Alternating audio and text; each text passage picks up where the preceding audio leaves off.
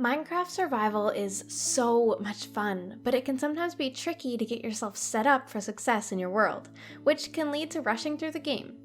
In this video, I'm going to give you 10 tips to enjoy the early game of your Minecraft survival world. Tip number 1, pick a seed that you are going to enjoy. It helps so much when you intend to have a long-term world if you pick out a seed for yourself that has biomes that you enjoy being in.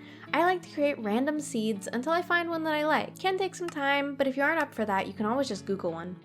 Tip number 2, of course, in classic Minecraft survival, we gotta begin by punching a tree. Once we have those first couple pieces of wood, it's important to start with our tools. We're not going to make a full set of wooden tools though, we're just gonna make a pickaxe. We can use this pickaxe to pick up some cobble, and then we'll skip straight to stone tools to help with efficiency when we're gathering.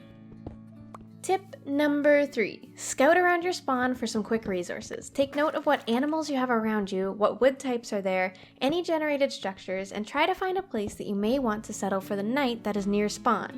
If you can find some coal or iron, now is a great time to pick that up if it's near the surface. Gathering as much wood as you can is also great because we'll need it for so many different things as we move through the world. So, now that you've found the animals, I need you to not kill them. Tip number 4, dragging animals from all over the world with a piece of wheat is not that fun. If there are animals at your spawn, I recommend keeping them alive. We'll plan to breed them. Gather some seeds, find a bit of water, and start growing some wheat. For food in the early game, consider some easy and renewable sources like fish swimming in rivers or oceans, kelp, which you can cook, melons in a jungle, or sweetberry bushes in a taiga. All of these are sources that are easily replenished and can get you through those first few days with no issue. Tip number 5, get a bed as fast as possible. Being able to skip through those first couple nights where you're getting geared up is huge.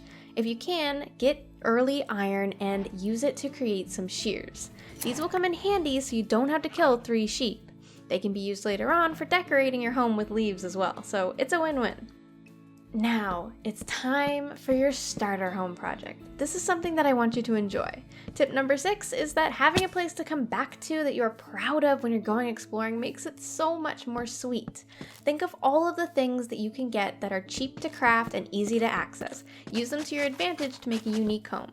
Not everything in this home needs to be 100% functional and efficient. Make things that you enjoy, a little bedroom, a nice carpet, some bushes outside.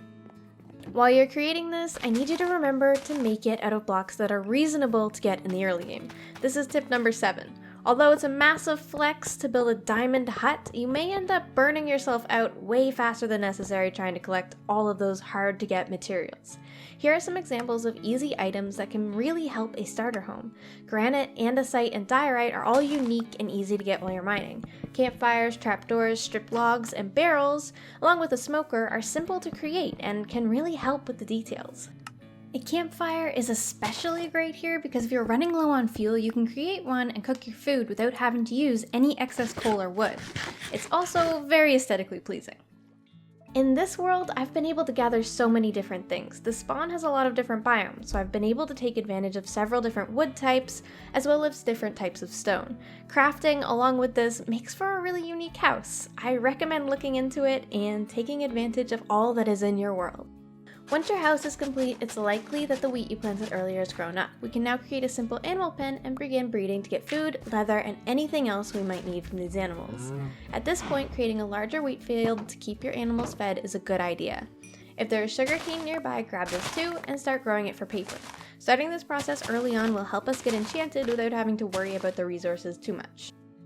Tip number 9, we're doing a lot of building. And that can get kind of boring and monotonous after a long time, especially if you're newer to the building aspect of the game.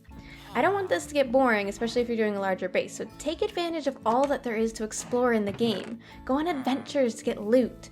It's so nice to take a break from time to time and explore your world. Some easy early game areas to look out for are on or near shore shipwrecks, desert temples, ruined portals, and villages. Not only are these fun to explore, but they can also have amazing items to help kickstart your world.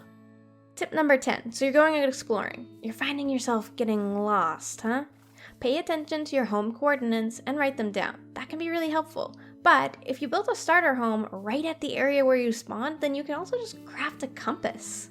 This requires redstone and iron, so it means you do need to go mining, but it's worth it if you intend to go on some longer adventures. When exploring, I recommend taking a second bed with you. This way you can skip the nights while you're out adventuring. Treat it kind of like a sleeping bag. If your base is already at spawn and you die, you'll respawn near there anyways regardless of where you slept, so it's definitely a good idea. This is especially true on hardcore mode, by the way, where it really doesn't matter where you respawn. You're gonna want to be sleeping those nights so you don't die. Tip number 11, slowly work towards diamonds. My advice is to try and enjoy the early game rather than rush through it. I personally love the farming aspects of the game and building up a starter area. However, eventually you will get the itch to go mining. My favorite thing to do in this case is to create a nice mining area for myself. Maybe a staircase with a minecart system, or an abandoned cave that I decorate.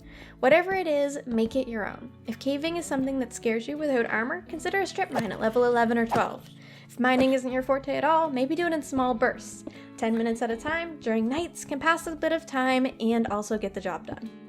Tip number 12. Do you find yourself getting unmotivated or uninspired in your worlds? Don't know what to do next? Try creating builds for the things that you need. Building is a huge part of the game and can be really fun even in the early game. Something that I like to do to help my motivation and inspiration in my worlds is create builds that are focused around the functional things that I need, like a fancy tower for my enchantment setup, or a barn for my cows.